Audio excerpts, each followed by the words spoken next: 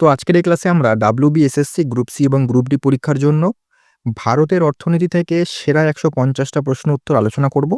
এগুলো সম্পূর্ণ ওয়ান লাইনের হবে, অর্থাৎ প্রশ্ন উত্তর বলে দেব।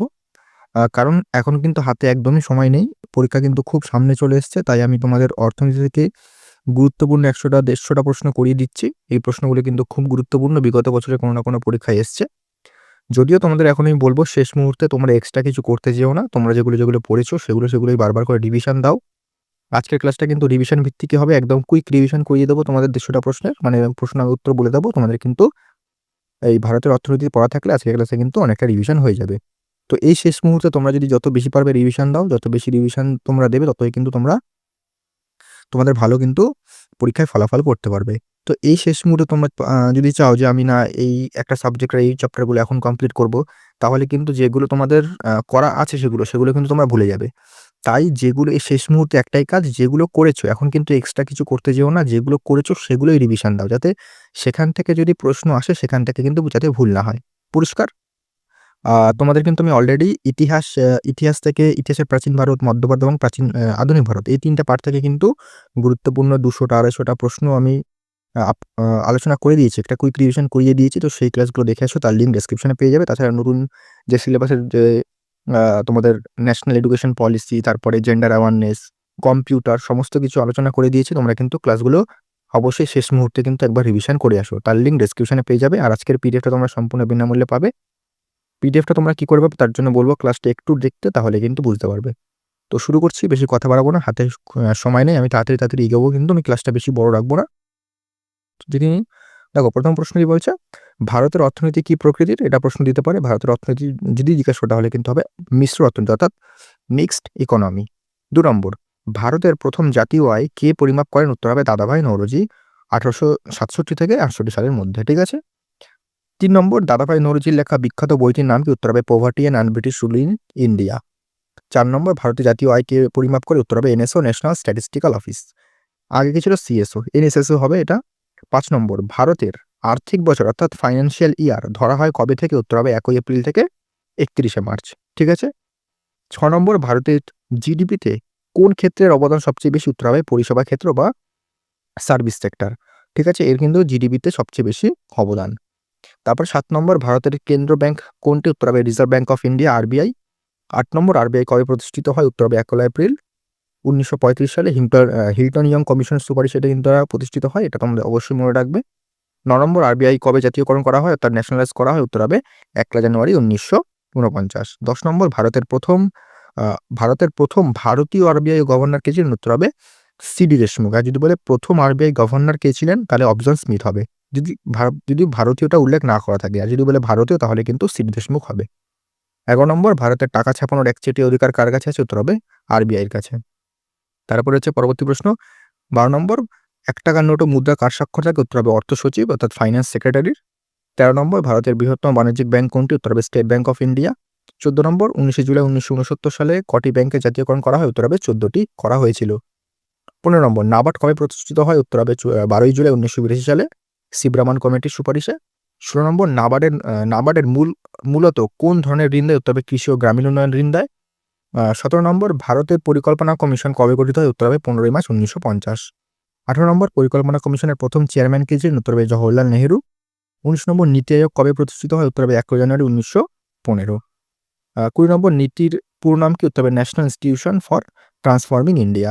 ২১ নম্বর, নীতি আয়োগের চেয়ারম্যান কে? উত্তর হবে প্রধানমন্ত্রী, মানে যে বর্তমানে প্রধানমন্ত্রী থাকবে সেই কিন্তু নীতি আয়োগের চেয়ারম্যান হবে। ২২ নম্বর, ভারতের প্রথম পঞ্চবার্ষিকী পরিকল্পনা কোন মডেলের উপর ভিত্তি করে হয়েছিল? উত্তর হবে হ্যারাড-ডোমান মডেল। ২৩ নম্বর, প্রথম পঞ্চবার্ষিকী পরিকল্পনার প্রধান লক্ষ্য কী ছিল? উত্তর হবে কৃষি উন্নয়ন। ২৪ নম্বর, দ্বিতীয় পঞ্চবার্ষিকী পরিকল্পনা কোন মডেলের উপর ভিত্তি করে ছিল? উত্তর হবে মহালনবিশ মডেল। ২৫ নম্বর, দুর্গাপুর ভিলায় রৌরকেল্লা ইস্পাত কারখানা কোন পরিকল্পনায় তৈরি হয়? উত্তর দ্বিতীয় পঞ্চবার্ষিকী পরিকল্পনা। দেখো আমি চাইলে এগুলো এই যে পঞ্চবার্ষিকী পরিকল্পনার ডিটেলস আলোচনা করতে পারতাম, কারণ এখন যেহেতু একদম শেষ সময়, তাই আমি চাই না যে তোমাদের নতুন অনেকগুলো ক্লাস দিয়ে দিতে। কারণ এখন যত আমি জানি, যত তোমরা রিভিশন করবে তত কিন্তু তোমাদের সুবিধা। তাই আমি কিন্তু তোমাদের একদম রিভিশন ভিত্তিক ক্লাসগুলো নিয়ে এসেছি। পরিষ্কার? তারপর হচ্ছে ২৬ নম্বর, গরিবি হাটাও স্লোগান কোন পরিকল্পনায় দেখানো হয়েছিল? উত্তর হবে পঞ্চম পঞ্চবার্ষিকী পরিকল্পনা। ২৭ নম্বর, ভারতের প্ল্যান হলিডে বা পরিকল্পনা বিরতি কোন সময় হয়েছিল? উত্তর হবে 1966 থেকে 1969, তৃতীয় পরিকল্পনার পর। 28 নম্বর, নীল বিপ্লব কিসের সাথে যুক্ত? উত্তরে মাছ উৎপাদন। 29, শ্বেত বিপ্লবের জনক কে? উত্তরে ভার্গিস কুরিয়েন। 30, সবুজ বিপ্লবের জনক কে? উত্তর হবে এম এস স্বামীনাথন। ভারতে 31 নম্বর, ভারতে সবুজ বিপ্লব প্রথম কোথায় অনুষ্ঠিত শুরু হয়? উত্তরে পাঞ্জাব ও হরিয়ানাতে। 32, সেবি সেবি কবে সংঘ বিধিবদ্ধ স্বীকৃতি পায়? উত্তর হবে 1992 সালে। ঠিক আছে। তারপর হচ্ছে 33, ভারতে শেয়ার বাজার নিয়ন্ত্রণ কবে করে কোন সংস্থা? উত্তর হবে সেবি। 34, ভারতের সবচেয়ে পুরনো স্টক এক্সচেঞ্জ কোনটি? উত্তরে বোম্বে স্টক এক্সচেঞ্জ। 35, প্রত্যক্ষ কর অর্থাৎ ডাইরেক্ট ট্যাক্সের উদাহরণ কি হবে? একটা উত্তর হবে আয়কর বা ইনকাম ট্যাক্স। ঠিক আছে, এবং কর্পোরেশন ট্যাক্স। পরোক্ষ কর যদি বলি তাহলে হবে জিএসটি এবং কাস্টম ডিউটি। ঠিক আছে। 37, ভারতের জিএসটি কবে থেকে শুরু হয়? উত্তর হবে 1 জুলাই 2017। 38, জিএসটি কাউন্সিলের চেয়ারম্যান কে? উত্তর হবে কেন্দ্রীয় অর্থমন্ত্রী। 39, জিরো বেসড বাজেটিং ভারতে কবে শুরু হয়? উত্তর হবে 1987 সালে। 40, টাকার অবমূল্যায়ন ভারতে কবার হয়েছে? উত্তর হবে 3 বার, 1949, 66 এবং 91। 41, ভারতের প্রথম বাজেট কে পেশ করেন? উত্তর হবে জেমস উইলসন 1860 সালে।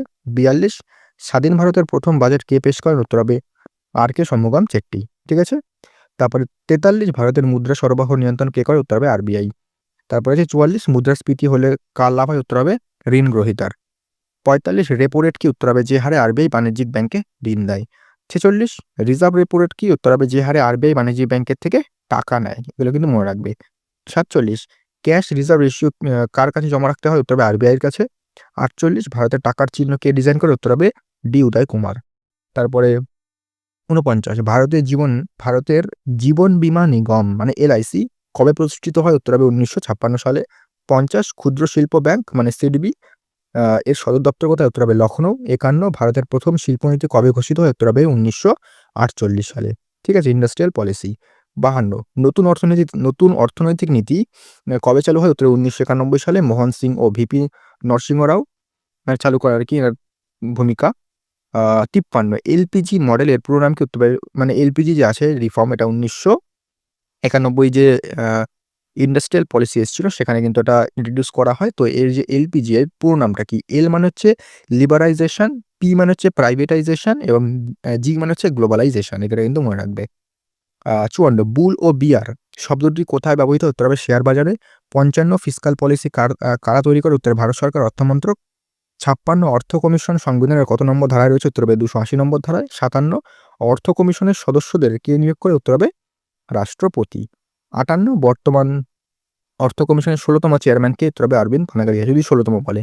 59, প্রথম অর্থ কমিশনের চেয়ারম্যান কে ছিলেন? উত্তর হবে কেসি নিয়োগী।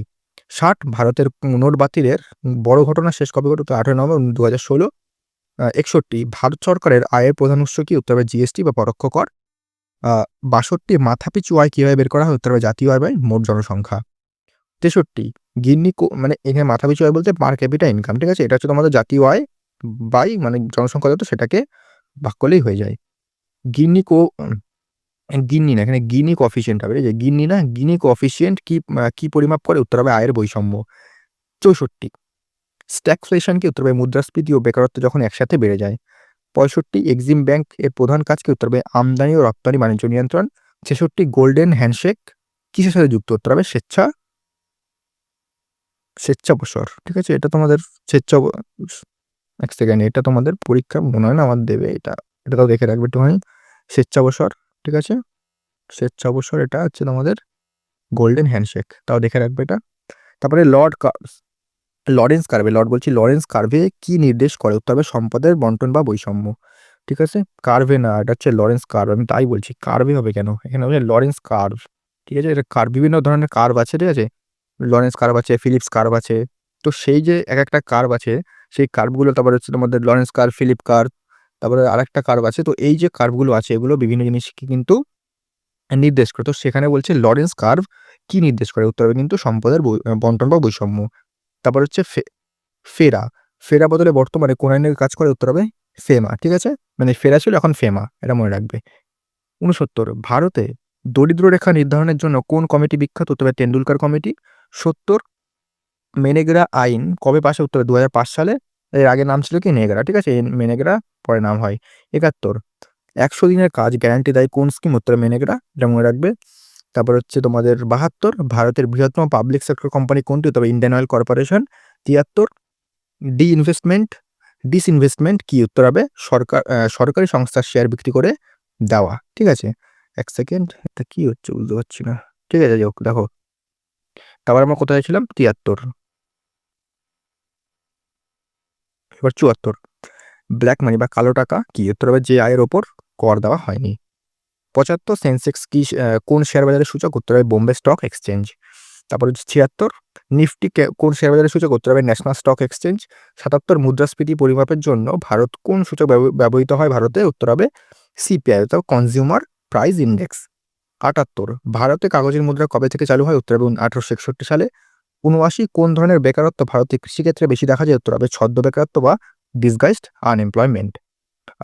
80 মৌসুমী বেকারত্ব কোথায় দেখা যায়? উত্তর হবে কৃষিক্ষেত্রে। 81 ইম্পেরিয়াল ব্যাংক অফ ইন্ডিয়ার বর্তমান নাম কি? উত্তর হবে এসবিআই, মানে এসবিআই এর আগের নাম ছিল কিন্তু ইম্পেরিয়াল ব্যাংক অফ ইন্ডিয়া। 82 1921 সালে 3টি প্রেসিডেন্সি ব্যাংক মিলে কোন ব্যাংক তৈরি হয়েছিল? উত্তর হবে ইম্পেরিয়াল ব্যাংক।